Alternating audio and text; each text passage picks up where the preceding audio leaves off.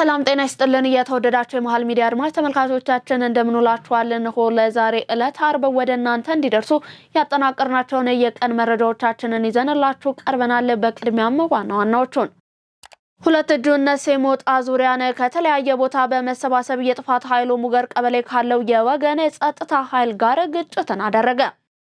የምስራቅ አማራ ወሎ ፋኖ ለመንግስት እጁን ለመስጠት በየክፍሉ እየተመካከረ መሆኑ ተገልጿል። ዝርዝር ዘገባው እጃችን ገብቷል። ከውጭ ዶናልድ ትራምፕ 1.5 ትሪሊዮን ዶላር የመከላከያ በጀት ሊጠይቁ ነው ተባለ።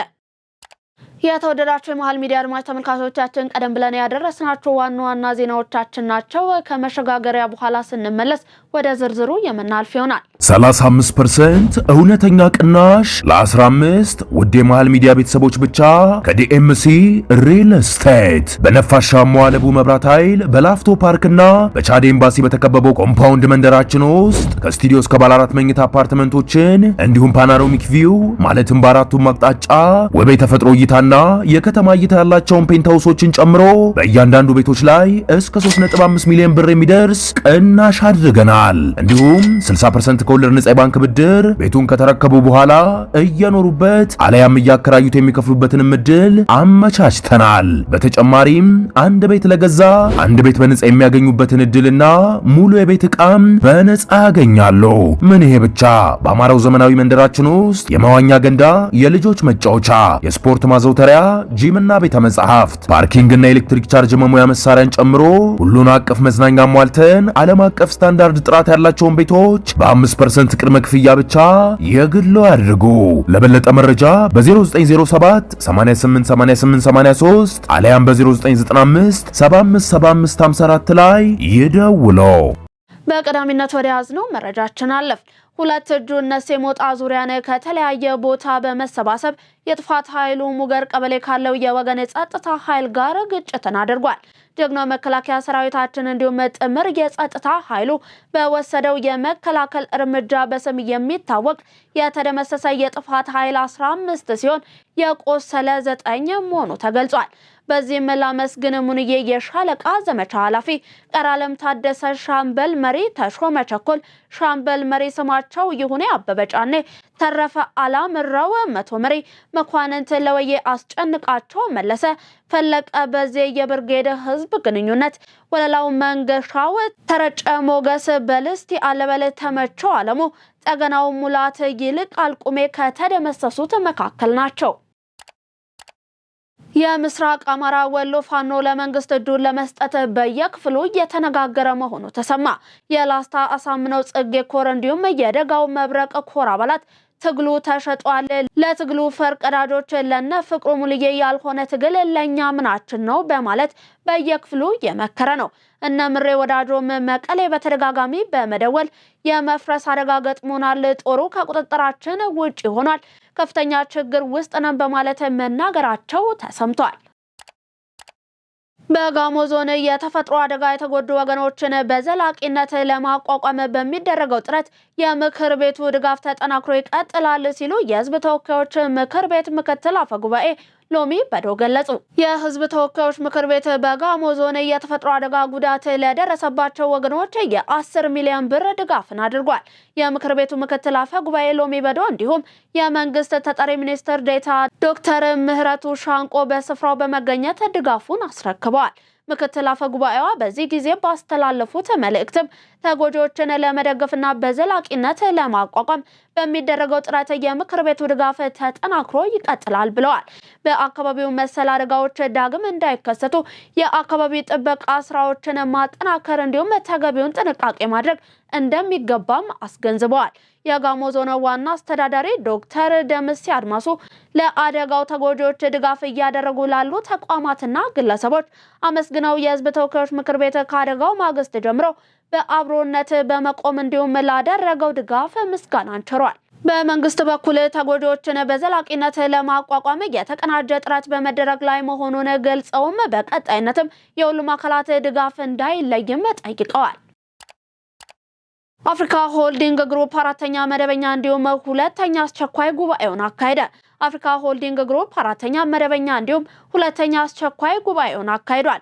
በጉባኤው ላይ የአፍሪካ ሆልዲንግ ግሩፕ መስራች እንዲሁም ዋና ስራ አስኪያጅ አቶ ደረጀ ማሙዬ በዚህ ጊዜ የ10 ዓመት እቅድን አስቀምጠው እየተንቀሳቀሰ ያለው አፍሪካ ሆልዲንግ ግሩፕ በ4 ዓመት ውስጥ ዝግጅቱን አጠናቆ ወደ ቢዝነስ መግባቱን ገልጸዋል።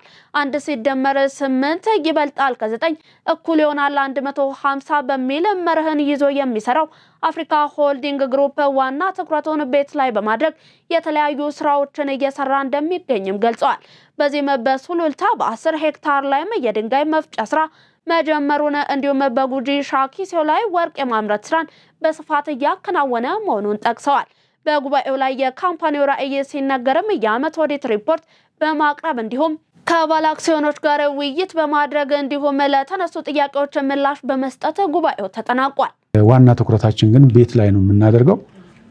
ለዚህ በ5 ዓመት የዝግጅት ጊዜ እንጨርሳለን ብለን ያለውን እኛ በ4 ዓመት ጨርሰን አሁን በ4ኛው ዓመታችን 5ኛ ዓመት ስንገባ ወደ ቢዝነስ ገብተናል ማለት ነው። ወደ ኢንቨስትመንት ገብተናል ማለት ነው። ይሄ ማለት የድንጋይ መፍጫ ማሽን 10 ሄክታር ላይ ሱሉልታ ላይ ስራ ጀምሯል። ሁለተኛ ወርቅ ማምረት ጉጂ ሻኪሶ ላይ ጀምረናል። የመጀመሪያ ይሄን ቀን ወርቅ አግኝተናል ማለት ነው።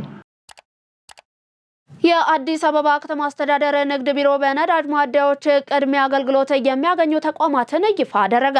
ቢሮ በመካከለኛው ምስራቅ በተከሰተው ቀውስ ምክንያት ሊያጋጥም የሚችለውን የነዳጅ እጥረትን ለመከላከልና ስርጭቱን በስርዓት ለማምረት እንዲቻል በነዳጅ ማደያዎች ቅድሚያ አገልግሎት የሚሰጣቸውን ተቋማት ዝርዝር ይፋ አድርጓል። በዚህም መሰረት ለነዳጅ አጓጓዥ ተሽከርካሪዎች ወይንም ቦቴዎች፣ ለከፍተኛ አምራች ኢንዱስትሪዎች በተለይም መሰረታዊ የምግብ ፍጆታዎችንና የኤክስፖርት ምርቶችን ለሚያመርቱ ተቋማት ቅድሚያ ይሰጣል። ተጨማሪም ግንባታ ላይ ላሉና ትኩረት ለሚሰጣቸው የመንግስትና የግል ፕሮጀክቶች፣ ለደረቅ ጭነት እንዲሁም ለግንባታ ቁሳቁስ አጓጓዥ ተሽከርካሪዎች እንዲሁም ገበያ ለማረጋጋት የግብርናና የኢንዱስትሪ ፍጆታ ምርቶችን ለሚያጓጉዙ ተሽከርካሪዎች አገልግሎቱ በቅድሚያ እንዲሰጥም ገልጿል። ለግብርና ማሽነሪዎችና ትራክተሮች፣ ለሀገር አቋራጭ የህዝብ ማመላለሻዎች እንዲሁም ለከተማ የህዝብ ትራንስፖርት አገልግሎት ሰጪ ተሽከርካሪዎችም በተመሳሳይ ቅድሚያ ተሰጥቷቸዋል። ለህብረተሰብ አገልግሎት ሰጪ የሆኑ አምቡላንሶች፣ ቀዶ ጥገና የሚያከናውኑ የጤና ተቋማት፣ የኤሌክትሪክ አገልግሎት ሰጪዎችና ሌሎች እንደ አስፈላጊነቱ በንግድ ቢሮ እየቀረቡ በግብረ ኃይል ውሳኔ የሚሰጥባቸው ተቋማትም የቅድሚያ ተጠቃሚ እንደሚሆኑ ቢሮ አስታውቋል። ይህ ሁኔታ የከተማዋን መሰረታዊ እንቅስቃሴ ሳያስተጓጉሉ ለማስቀጠል ያለመ መሆኑም ተመላክቷል። መንግስት ለግብርናው ዘርፍ በሰጠው ልዩ ትኩረት የሴፍቲኔት ተረጂ የነበሩ አርሶ አደሮች በበጋ መስኖ ስንዴ ልማትና በሌሎች ምርቶች ትርፍ አምራች መሆናቸውን የኦሮሚያ ክልል ግብርና ቢሮ ኃላፊ አቶ ጌቱ ገመቹ ገለጹ። ዝርዝር ዘገባው እንደሚከተለው ይቀርባል። የግብርና ሚኒስትር አቶ አዲሱ አረጋ በሕዝብ ተወካዮች ምክር ቤት የግብርና ጉዳዮች ቋሚ ኮሚቴ ሰብሳቢ አቶ ሰለሞን ላሌ እንዲሁም ሌሎች ከፍተኛ የስራ ኃላፊዎች በኦሮሚያ ክልል ምስራቅ ሸዋ ዞን አዳአ ወረዳ በበጋ መስኖ የለማ የስንዴ ማሳን በዛሬው ዕለት ጎብኝተዋል። በጉብኝቱ ወቅትም የኦሮሚያ ክልል ግብርና ቢሮ ኃላፊ አቶ ጌቱ ገመቹ እንደገለጹት የመንግስት ለግብርናው ዘርፍ በሰጠው ከፍተኛ ትኩረት በክልሉ ተጨባጭ ለውጥ መጥቷል። ቀደም ሲል እንደ ባሌ ባሉ ስንዴ አብቃይ አካባቢዎች ብቻ ሳይሆን አሁን ላይ ስንዴ ተመርቶ በማያውቅባቸው አካባቢዎችም ጭምር በስፋት ማልማት መጀመሩን ጠቁሟል። ይህ ስር ነቀል ለውጥ በክልሉ የሴፍቲኔት መርሃ ግብር ተጠቃሚ የነበሩ አርሶ አደሮች ከራሳቸው ፍጆታ ባሻገር ወደ ትርፍ አምራችነት እንዲሸጋገሩ ማስቻሉንም ገልጸዋል። በ2011-12 የምርት ዘመን በ7000 ሄክታር መሬት ላይ ብቻ ተጀምሮ የነበረው የበጋ መስኖ ስንዴ ልማት አሁን ላይ ወደ 3.4 ሚሊዮን ሄክታር ማደጉን ገልጸዋል። ይህም በአጭር ጊዜ ውስጥ የተመዘገበ ታላቅ ስኬት መሆኑንም አመልክተዋል። አርሶ አደሩ የመንግስትን መመሪያ ተቀብሎ በአግባቡ በመተግበር ውጤታማ መሆን መቻሉንና ይህም የኢትዮጵያ የሰብል ልማት ዘርፍ የት መድረስ እንደሚችል ትልቅ ማሳያ መሆኑን ገልጸዋል። በክልሉ እየተከናወነ ያለው የበጋ መስኖ ስንዴ ልማት በሚታረስ መሬት ስፋትም ሆነ በምርታማነት ረገድ የተሻለ ውጤት እያስመዘገበ እንደሚገኝም ጠቁመዋል። የትግራይ ክልል የመጀመሪያው ዙር የባለድርሻ አካላት የአጀንዳ ማሰባሰብ የምክክር መድረክ ስኬታማ መሆኑን የኢትዮጵያ ሀገራዊ ምክክር ኮሚሽን ዋና ኮሚሽነር ፕሮፌሰር መስፍን አርአያ ገለጹ። የኢትዮጵያ ሀገራዊ የምክክር ኮሚሽን የትግራይ ክልል የአጀንዳ ማሰባሰብ የምክክር ሂደት የመጀመሪያ ዙር ከመጋቢት 23 ቀን 2018 ዓ.ም ጀምሮ በአዲስ አበባ ሲያካሂድ ቆይቷል። በመጀመሪያው ዙር የተፋተፉ የትግራይ ክልል ባለድርሻ አካላት ያጠናቀሩትን አጀንዳ ለኢትዮጵያ ሀገራዊ ምክክር ኮሚሽን አስረክበዋል። የኢትዮጵያ ሀገራዊ ምክክር ኮሚሽን ዋና ኮሚሽነር ፕሮፌሰር መስፍን አርአያ በዚህ ወቅት እንደገለጹት የአጀንዳ ማሰባሰብ መድረኩ በሁሉም አካባቢዎች በተደረጉ ስነ ዘዴዎች መካሄዱን ገልጸዋል። በመድረኩም ስኬታማ መሆኑን ጠቁመው ለመድረኩ ስኬት አስተዋጽኦ ላደረጉ አካላትም ምስጋናን አቅርበዋል። የኢትዮጵያ ሀገራዊ ምክክር ኮሚሽን ኮሚሽነር መላኩ ወልደ ማርያም በበኩላቸው በመድረኩ ከ700 በላይ ተሳታፊዎች የታደሙ ሲሆን በርካታ ሀሳቦች መንሸራሸራቸውንም ተናግረዋል። ባለፉት የለውጥ ዓመታት በተቋማት የተደረገው ሪፎርም ጠንካራ የጸጥታና ደህንነት ተቋማትን በመፍጠር በተደመረ አቅም ተልዕኳቸውን በብቃት እንዲወጡ ማስቻሉን የጸጥታና ደህንነት ተቋማት ከፍተኛ አመራሮች ገለጹ።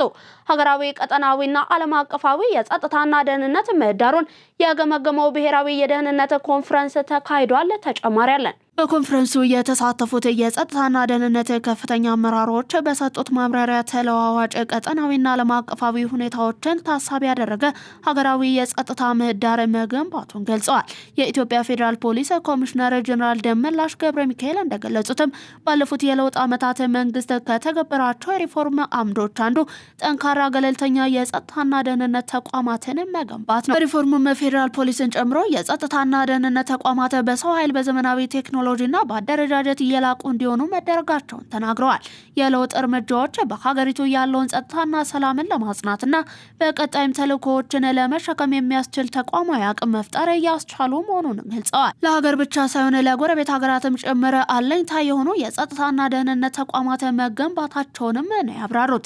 የብሔራዊ መረጃና ደህንነት አገልግሎት ምክትል ዳይሬክተር ጀነራል ሲሳይ ቶላ በበኩላቸው ሀገራዊ የጸጥታ የመረጃና የደህንነት ምህዳሩ በተቀናጀ አግባብ በስኬታማነት እየተመራ መሆኑን ተናግረዋል። በሪፎርሙ የጸጥታና ደህንነት ተቋማት ከተከፋፈለ አስተሳሰብ ወጥተው በተደመረ አቅም ሀገራዊ ደህንነትን ማረጋገጥ የሚያስችል የላቀ ብቃት ፈጥረዋል ነው ያሉት። የዘርፉ ሪፎርም ቀጣይነት ባለው መልኩ እየተካሄደ መሆኑንና በተለይ ላለፉት 5 ዓመታት ከፍታ ላይ መድረሱን ተናግረዋል።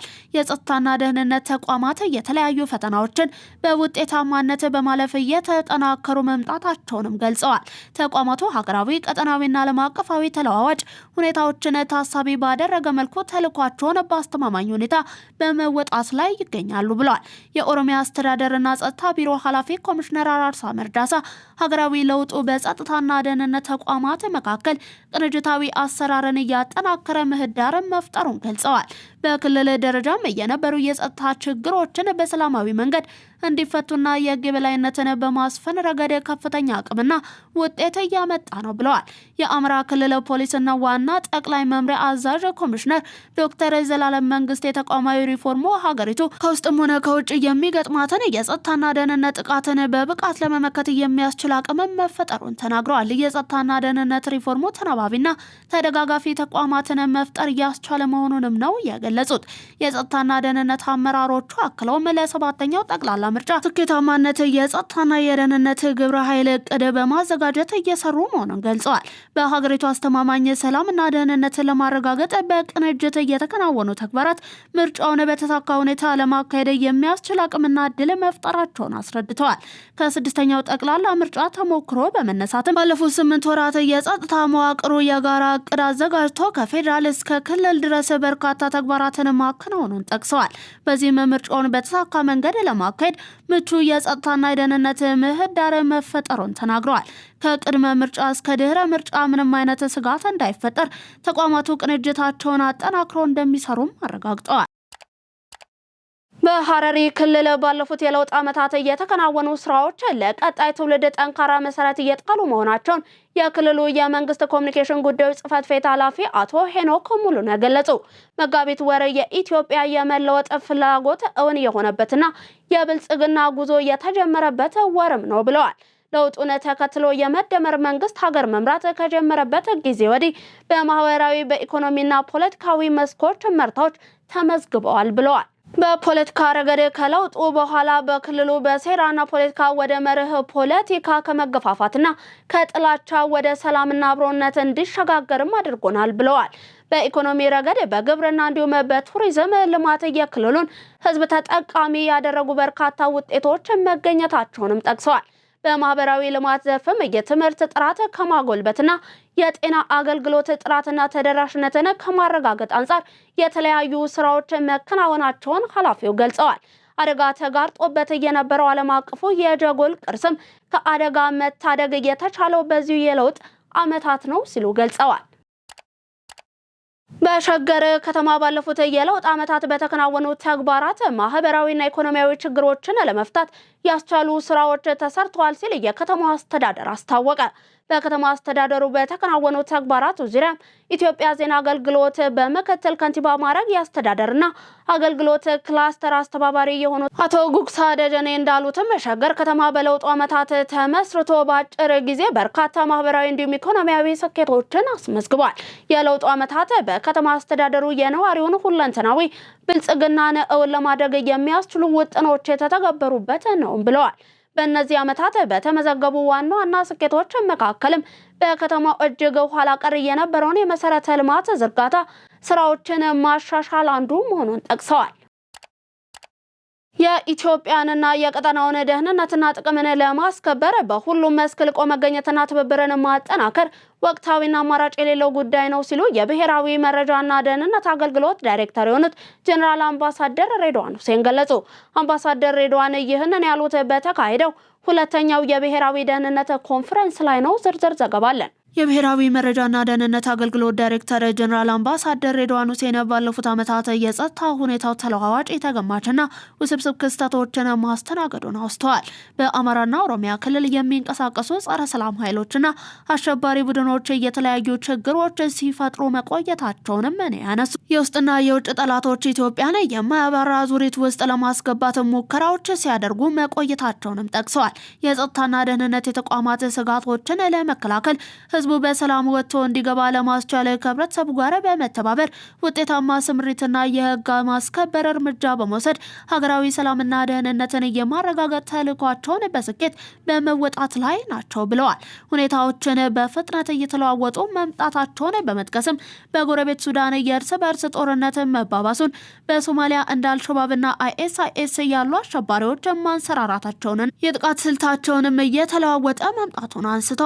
በሌሎችም የክፍለ አህጉሩ ሀገራት የተለያዩ የጸጥታ ስጋቶችና ሁከቶች መጨመራቸውን ያመለከቱት በዚህ ተለዋዋጭና የተገማች በሆነው ዓለም አቀፍ ምህዳር ውስጥ የሀገርን ብሔራዊ ደህንነትና ጥቅምን ለማረጋገጥ ልቆ መገኘት አማራጭ የሌለው ጉዳይ ነው ብለዋል።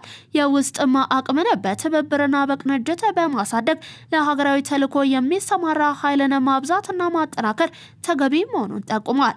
በመካከለኛው ምስራቅ እየተካሄደ ያለውን ጦርነት ለቀጠናው አዲስ ስጋት ፈጥሯል ያሉት አምባሳደር ሬድዋን በተለይ እንደ ኢትዮጵያ ባሉ የባህር በር በሌላቸው ሀገራት ሁኔታውን ውስብስብ አድርጎታል ብለዋል።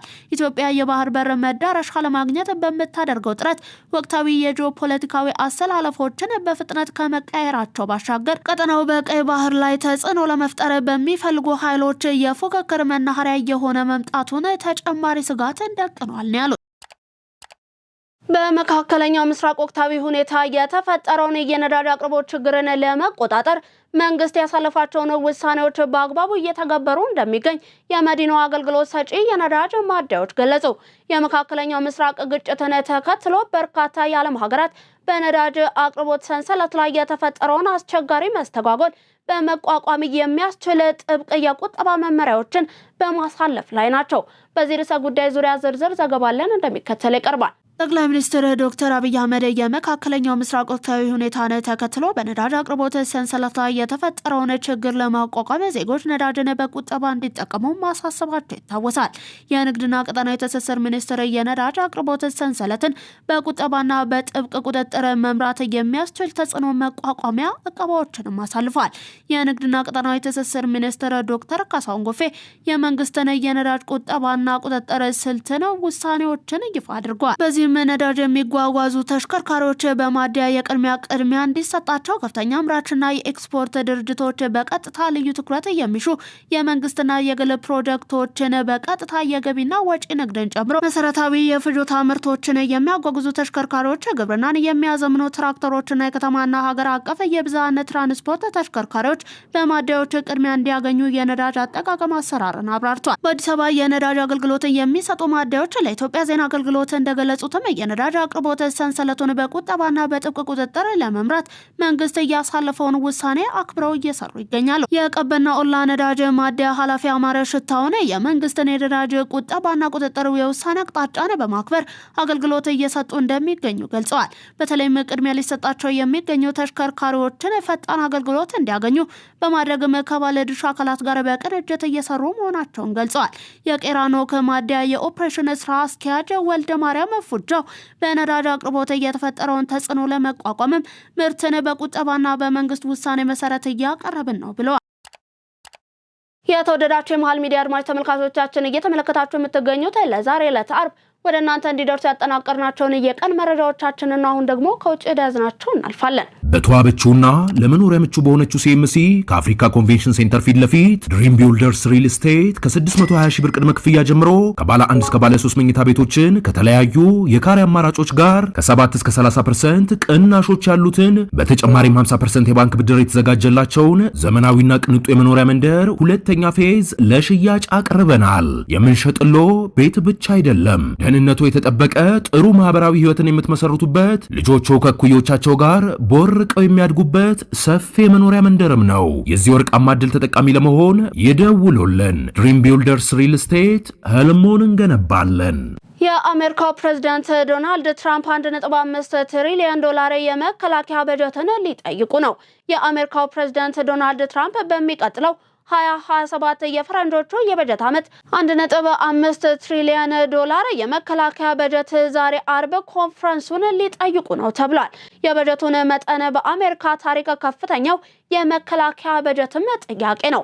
ካለፈው ዓመት ጋር ሲነጻጸርም የ50 በመቶ ገደማ ጭማሪ አለው ተብሏል። በዚህም ግዙፍ በጀት ከታቀዱ ፕሮጀክቶች ውስጥ አንዱ ጎልድ ዳም የተሰኘው አወዛጋቢ የሚሳኤል መከላከያ ሲሆን 185 ቢሊዮን ዶላርም ተመድቦለታል። በተጨማሪም በበጀቱ የኤፍ-35 ተዋጊ ጀቶች፣ የግዙፍ የጦር መሳሪያ አምራች ኩባንያ የጦር መርከቦች እንዲሁም የሰርጓጅ መርከቦች ግዢ ተካቷል። በጀቱ በዋናነት በኢንዶ ፓሲፊክ ቀጠና የቻይናን ተጽዕኖ ለመቋቋም እንዲሁም በጦርነት ምክንያት ያለቀ የጦር መሳሪያ ክምችትን ለመካተት ያለመ ጭምርም ተብሏል። የተወደዳችሁ ተመልካቾቻችን ለዛሬ ዕለት አርብ ወደ እናንተ እንዲደርሱ ያጠናቀርናቸውን የቀን መረጃዎቻችንን አበቃን። አብራችሁን ስለነበራችሁ እጅግ እናመሰግናለን። ዜናውን ላይክና ሼር፣ ሚዲያችንንም ሰብስክራይብ በማድረግ ቤተሰብነታችሁን አጠናክሩ እያለን ከወዲሁ እንመኛለን። ሰላም።